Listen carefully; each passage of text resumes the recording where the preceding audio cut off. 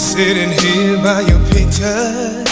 You know it's alright with me, babe. I want real love.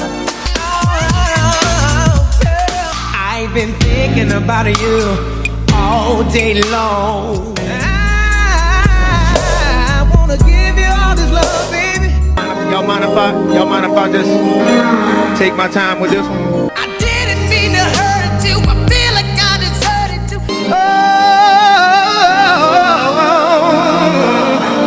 You make me wait. Love keeps ticking away. Don't you dare think too long. If it's alright, babe. If we cannot be lovers, then at least let's still be friends. I'm looking for a girl that looks so fine. I'll give you love each and every way.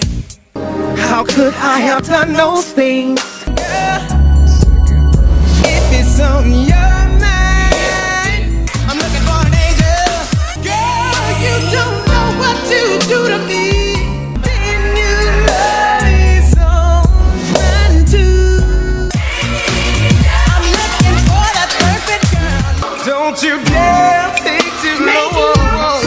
Why did R&B's rising star suddenly vanish after hitting the charts? Why did Lorenzo Smith, who had the voice, the looks, and the hits, go completely silent just when things were heating up? Some say it was label drama. Others whisper about financial struggles, shady contracts, and a career sabotaged from the inside. But here's the real question. How does a singer with top 10 hits, major talent, and all eyes on him end up completely forgotten? Because Lorenzo Smith wasn't just another 90s R&B crooner. He was supposed to be the next big thing. Then everything fell apart. And what happened behind the scenes? The lawsuits, the music industry politics, the people who were supposed to protect his career, but didn't. Let's pull back the curtain on one of R&B's most mysterious disappearances, because the story of Lorenzo Smith is way messier than you think. Like, subscribe, and let's get into it, hun. Before the stage lights, record deals, and screaming fans, Lorenzo Smith was just a small-town kid with a big voice and even bigger dreams. Born on May 23, 1972, in Havana, Florida, he grew up singing in church, like so many great R&B voices before him. That's where he found his love for music, learning to belt out gospel melodies that would eventually evolve into the smooth, emotional style he became known for. But Lorenzo wasn't just a choir boy. He had stage presence. Tall, athletic, and charismatic, he turned heads even in high school, where he split time between football fields and talent shows. The guy could command a room, whether he was catching a touchdown or hitting a high note. People knew something was going to happen with him. It was just a matter of time. By 18, he had landed a record deal with Alpha International Records and dropped his debut album, Let Me Show You, in 1990. It wasn't a blockbuster, but it was enough to get him noticed. Singles like TikTok and the title track charted modestly, giving him a foot in the door of the ultra-competitive R&B world. Critics called him promising. Fans called him underrated. The industry called him next. And just 2 years later, he proved them all right. In 1992, Lorenzo dropped his second album, and this was the moment everything changed. His self-titled release, Lorenzo, wasn't just a step up. It was a full-on glow-up. The lead single, Real Love, hit number 6 on the Billboard R&B charts and had fans thinking he was the second coming of Keith Sweat with a touch of babyface charm. The track had everything: smooth vocals, emotional depth, and that perfect 90s slow jam production that made radio programmers drool. It wasn't just a hit, it was a moment. People were slow dancing to Lorenzo at prom. DJs were spinning his track on repeat. The ladies loved him. The fellas respected the hustle. Even music execs started whispering, "Okay, this kid might be the real deal." And it didn't stop there. He followed up with Make Love to Me and I Can't Stand the Pain, both cracking the top 25 on the R&B charts. Suddenly, he wasn't just some rookie with potential, he was in the conversation. Magazines featured him. Radio stations invited him for interviews. He was performing on major stages. His face was on the flyers, the posters, the VHS tapes of live concerts people traded like gold. He had the voice, the looks, the momentum. But behind the velvet curtains and the soft lighting of those slow jam music videos, the storm was already brewing. And the next chapter, it would derail everything. So here's where things get messy and fast. Just when Lorenzo was finally climbing the R&B ladder, his own label became his biggest obstacle. After the success of his second album, you'd think the label would double down, right?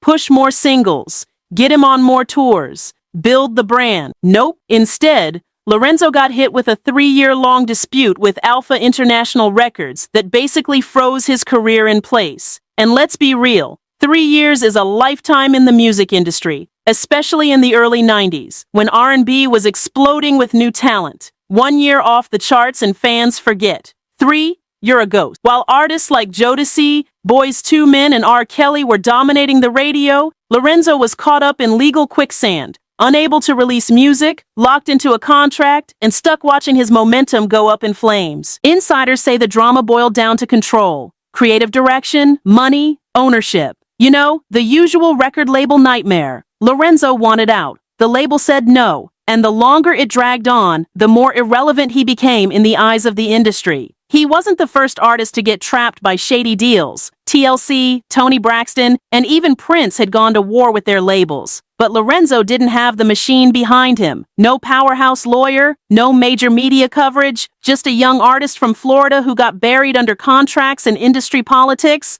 And by the time he finally broke free, the music scene had moved on. But Lorenzo wasn't done just yet. He had one more shot, and it came with a whole different kind of chaos. By 1995, Lorenzo finally shook off the legal shackles and came back swinging. But the music world he returned to? Completely different. The soft, romantic slow jams that once made him a rising star were being pushed aside by a new wave of hip-hop-influenced R&B. Think Timbaland beats, freaky bedroom anthems, and thug love aesthetics. The space for a smooth crooner like Lorenzo, shrinking fast. Still, he gave it one last shot. He signed with Luke Records. Yes, that Luke, as in Luther Uncle Luke Campbell from 2 Live Crew, and dropped his third album, Love on My Mind. Now let's pause here. Luke Records was known for Miami bass, booty-shaking anthems, and definitely not tender R&B ballads. It was an odd fit from the jump. Lorenzo's soulful vibe didn't exactly scream, let's collab with the king of explicit party music. And to no one's surprise, the album didn't pop the way it needed to. The lead single, If It's All Right With You, barely scraped the charts, peaking at number 41 on the R&B chart before vanishing without a trace. Promotion was weak, the buzz was dead, and Lorenzo once again found himself in the industry's blind spot. Worse, the timing couldn't have been worse. By 95, R&B was crowded, Usher was rising, D'Angelo was redefining neo-soul. Genuine, Maxwell, Brandy, they were all flooding the scene. Lorenzo's window of opportunity slammed shut. No tour, no major comeback, no viral moment. This was the pre-internet era, after all. Just silence. And just like that, Lorenzo disappeared from the mainstream, leaving fans wondering, what the hell happened to him? But the story doesn't completely end there, because Lorenzo may have been out of the spotlight, but he wasn't out of the game entirely. After the industry turned its back, Lorenzo didn't go out with a dramatic tabloid headline or some high-profile meltdown. He just quietly disappeared. No press releases, no farewell tours. One minute he was being played on the radio, the next, nothing. But here's the thing, Lorenzo never really stopped making music, he just stopped chasing the spotlight.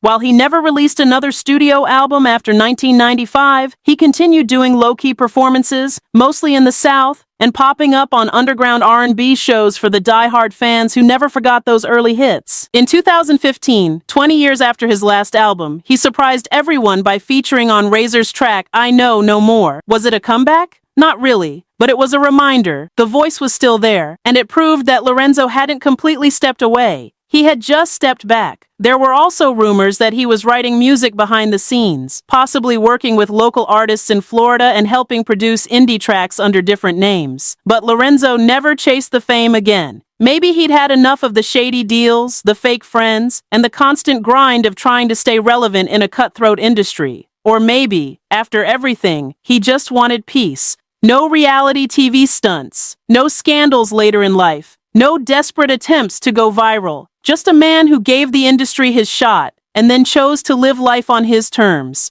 But despite the silence, the mystery around Lorenzo only grew. Fans kept asking, where did he go? Why didn't he blow up like the others? And the more the questions lingered, the more legendary his story became. So what's Lorenzo Smith's legacy? Let's be honest, He never became a household name like Usher or R. Kelly. But among R&B fans, real R&B fans, Lorenzo is one of those if you know artists, the kind of guy you bring up in a late-night conversation about underrated 90s voices, and everyone nods like, oh yeah, Real Love was a banger. His early work, especially that 1992 album, still holds up. It's got that smooth, sensual vibe that defined the golden era of R&B, and while the industry might have failed him, the music didn't. His songs still get spins on throwback playlists, slow jam compilations, and midnight radio shows that keep the 90s spirit alive. As for his net worth, there's no official number out there, and let's be real, it's probably nowhere near what it should be. Between the label disputes, the shelving of his career at its peak, and years out of the spotlight, it's safe to say Lorenzo didn't walk away from the industry with a fortune. But you also don't get the sense he was in it just for the money. He'll be remembered for his potential, the voice that could have gone further, the career that was this close to exploding, and the quiet exit that left fans scratching their heads. Lorenzo Smith didn't crash and burn. He just got caught in the machine, chewed up by label politics, and dipped out before the game could finish playing him.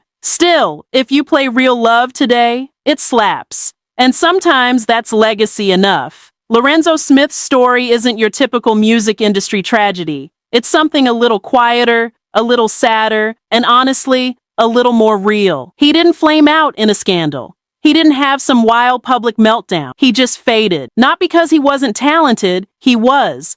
Not because he didn't have hits, he did. But because the business side of music is brutal, and even the most promising stars can get buried by bad contracts, shady labels, and timing that just doesn't line up. And maybe that's what makes his story so frustrating. He had the look, the sound, the it factor. But behind the scenes, it was a mess. Label disputes, mismatched management, and a total lack of support when he needed it most. It's the kind of story that happens way more often than people think, especially in the 90s when young black artists were constantly being pushed into deals they didn't fully understand and dropped the second they weren't trending anymore. But here's the thing, Lorenzo might have missed his moment, but he never lost his voice. And for the fans who still play his music, who still remember those slow jams that hit just right, Lorenzo Smith never really left. He just stepped back, quietly, gracefully, on his own terms, and maybe that's the most R&B thing he could have done.